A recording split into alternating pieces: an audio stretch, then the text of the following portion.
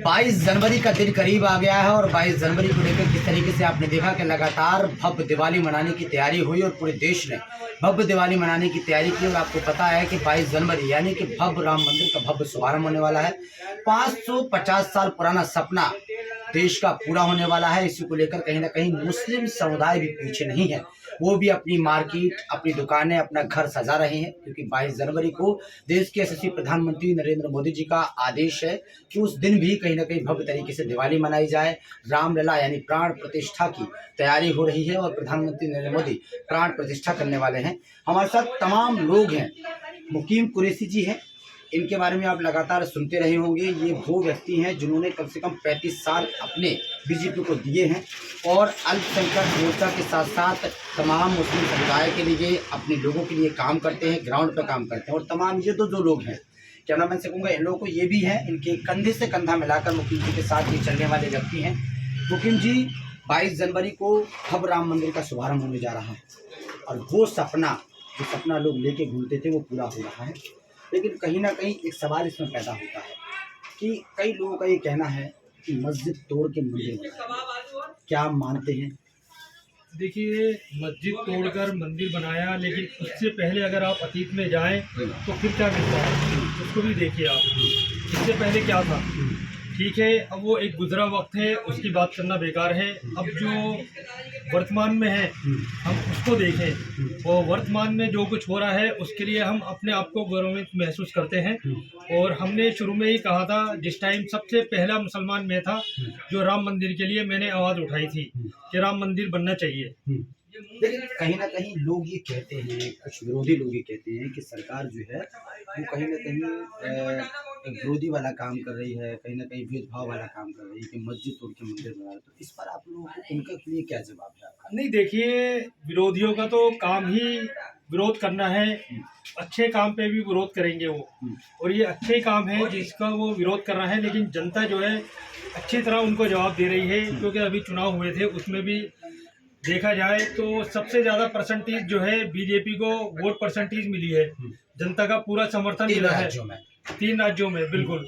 और रहा ये कि मस्जिद तोड़कर, तो मस्जिद अगर शहीद करी गई है तो सरकार ने मुस्लिम भावनाओं का ख्याल रखते हुए, खासतौर से मोदी जी ने, जो कि हमेशा 133 करोड़ जनता की बात करते हैं, कभी हिंदू मुस्लिम की बात नहीं करते, उन्होंने पहले मस्जिद के लिए जगह दी है। अभी हमारा फ़र्ज़ बनता है कि हम वहाँ मस्जिद तामीर करें, इसमें सरकार की कोई कमी नहीं है। अच्छा, 22 जनवरी को लेकर क्या तैयारियां हैं? जिस क्षेत्र में आप रहते हैं वो एक जानी माना क्षेत्र है, चांदनी चौक है, जहां से सांसद आपके डॉक्टर हर्षवर्धन, पूर्व स्वास्थ्य मंत्री रहे हैं, वो भी अभी मौजूद में हैं यहाँ पर। तो किस तरीके की तैयारी है, किस तरीके की गाइडलाइन आप लोगों के लिए दी गई हैं? आसपास के जो मंदिर हैं उनको किस तरीके से सजाया गया है? खासकर आपकी जो गलियाँ हैं, दुकानें हैं, बाजार हैं, किस तरीके से? जी देखिए, ये पूरा मुस्लिम बहुल एरिया है, पूरा चांदनी चौक। अगर इसको आप पूरा कवरेज करेंगे तो हर गली में जो है एक राममय माहौल बना हुआ है। हर एक जो है रामलला के लिए मतलब इतना उत्सुक है कि समझ में नहीं आता कि दिवाली से भी ज़्यादा बढ़ चढ़कर इसमें खुशी लोग मना रहे हैं। और इसी तरह मुस्लिम भी खुश हैं, क्योंकि राम जी जो है एक खाली हिंदुओं के नहीं, मुस्लिम समुदाय भी इन पे यकीन और विश्वास रखता है और उसी तरह इनकी इज्जत करता है, उसी तरह इनका सम्मान करता है। सवाल ये हो रहा है कि टाइम करीब आ गया है, 22 जनवरी यानी कि आज 20 तीसरे दिन भव्य राम मंदिर का शुभारंभ होने जा रहा है। लेकिन जितने भी बड़े लीडर हैं, विरोधी बड़े लीडर हैं, कांग्रेस के, चाहे आपके खड़गे जी हैं, प्रियंका गांधी हैं, इन लोगों ने इन्विटेशन ठुकरा दिया है। इसको क्या मानते हैं आप? क्योंकि प्राण प्रतिष्ठा ये राजनीति बता रहे हैं, राम मंदिर को राजनीति बता रहे हैं कि भाजपा राजनीतिकरण कर रही है, उसको क्या मानते हैं? नहीं, कांग्रेस जो है हर मुद्दे में राजनीति करती है और उसकी हमेशा से नीति रही है कि दो कौमों को मतलब लड़ाओ और अपनी राजनीति चमकाओ। तो शुरू से ही उनकी अंग्रेज़ों की जो नीति थी वो रही है। और ये मेरा ख्याल है कांग्रेस को जो है समझना चाहिए कि राम जी जो है वो पूरे देश के लिए एक वो है, पहचान है। तो उनको सभी के बराबर हैं, बिल्कुल सबके बराबर हैं। इसमें राजनीति बिल्कुल नहीं करनी चाहिए। मैं भरपूर उनकी निंदा करता हूं और उनको कहना चाहता हूं कि कम से कम इसमें इतनी गंदी राजनीति ना करें कि राम जी को भी मतलब इसमें घसीटे हो। एक सवाल और, दिल्ली के मुख्यमंत्री अरविंद केजरीवाल लगातार उनके ऊपर भ्रष्टाचार का जीने भी। सवाल ये पैदा होता है कि उनके लिए भी निमंत्रण आया, एक लेटर आया, लेकिन जब मीडिया ने पूछा कि आप जाएंगे नहीं जाएंगे क्योंकि आपके पास निमंत्रण आया कि नहीं आया, तो फिर एक लेटर आया था और लेटर में लोगों ने जिन्होंने लेटर भेजा तो उन्होंने कहा कि हम निमंत्रण लेके आएंगे, लेकिन इतनी इच्छा है, वो ये कह रहे हैं कि उसमें एक आदमी को जाने के लिए बोला गया है, मैं चाहता हूँ कि अपने परिवार के साथ जाऊँ वहाँ पर। उन्होंने उस दिन की डेट की जगह उन्होंने कहा कि मैं प्राण प्रतिष्ठा के बाद जाऊँगा वहाँ पर। इसे आप कैसे देखते हैं? नहीं, ये भी देखिए, केजरीवाल जी जो है ये भी सरासर राजनीति कर रहे हैं कि आपको अकेला मतलब अगर आज निमंत्रण पत्र मिला है तो आप अकेले प्रोटोकॉल के साथ जा सकते हैं, अपनी फैमिली को आप अलग से पर्सनली भेज सकते हैं, कोई रोक तो नहीं रहा आपको। लेकिन ना जाने के कहते हैं ना कि 100 बहाने, तो ये एक बहाना है ताकि वो ना जा सके।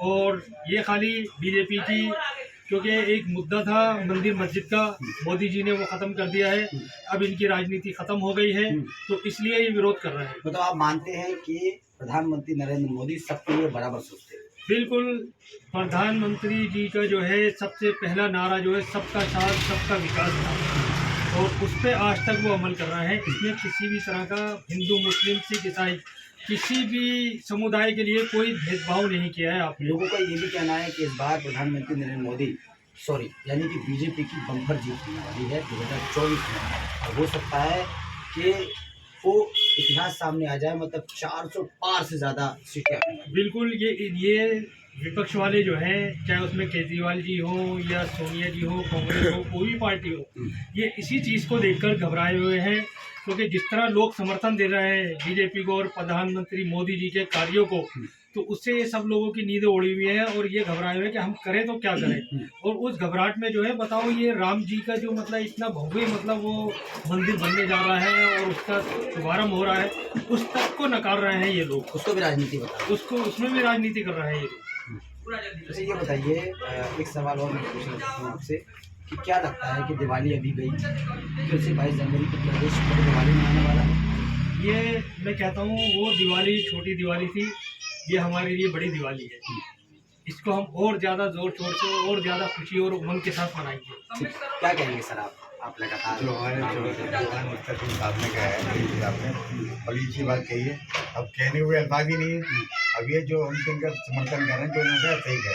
कांग्रेस नहीं जा रही है उसमें? है नहीं, कांग्रेस जाना चाहिए वैसे, अभी सभी के लिए है, तो भाई मंदिर सभी का है, ये तो उनकी जो है आस्था है, सबको समर्थन चाहिए। अगर लोग नहीं कर रहे तो ये उनकी जो है थोड़ी सी। अच्छा, इस पर आप क्या कहेंगे, जिस तरीके से कहा जाता है कि भाई मस्जिद तोड़ के मंदिर बनाया गया है? मस्जिद तोड़ करके मंदिर ये बनाया, वो थोड़ा सा हटके बनाया है। उसमें जो करा है उन्होंने सही करा है, मोदी जी ने सबका साथ सबका दिखाते हुए करना, मतलब चीज़ें दिल न दोगे। अब लेकिन रहा वो, जैसे अभी हमारे परिचय आपने कहा कि हाँ भाई ये जो है मस्जिद अपने मुसलमान बनाए, तो इसमें बनी की मनाई नहीं है। हाँ, तो मतलब मेरे ख्याल से सऊदी अरब के भी शेख बुलाए मोदी जी ने, तो उसका उद्घाटन हो सकता है, उद्घाटन करें उसका। आप बताइए, क्या नाम है आपका? मेरा नाम सूफी रुस्तम इलाही हाशमी है। सूफी जी, क्या कहेंगे जिस तरीके से भव्य राम मंदिर का शुभारंभ होने जा रहा है? देखिए, ये देश का बहुत खुशी की बात है, क्योंकि हमारे देश में देवी देवता, पीर पैगंबरों का, सूफी संतों का ये देश है। ये वो मुल्क है जहाँ पर एक गंगा जमुना तहजीब है, और हम लोग एक गुलदस्ते की तरह ऐसे मोहब्बत, ईद, दिवाली सब एक साथ मनाते हैं। हमारे में कोई भेदभाव नहीं है। हमारे लिए श्री राम जी भी उतने ही हैं और हमारे नबी भी। हम अपने पैगंबरों का भी आदर वो करते हैं और देवी देवताओं का भी करते हैं। तो हमारे लिए सब धर्म एक समान है।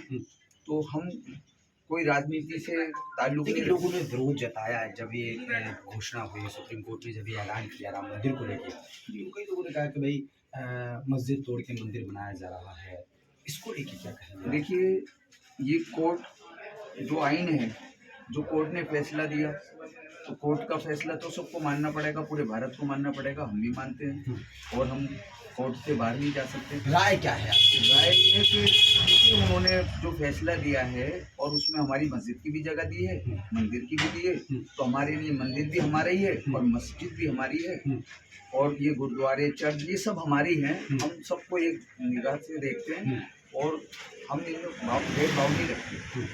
आने वाली 22 जनवरी को लेकर क्या तैयारियां हैं, किस तरीके से आप तैयारी ये है कि पूरे हमें इलाके के लिए। पूरे हमारे सारे सब मुस्लिम भाई भी, हिंदू भाई भी, सब हम मिल के सब इसको अच्छी तरीके से जो खुशियाँ मना रहे हैं, जैसे हम ईद दिवाली सब मिल के मनाते हैं, तो ये हमारे लिए सबसे बहुत अच्छा दिन है।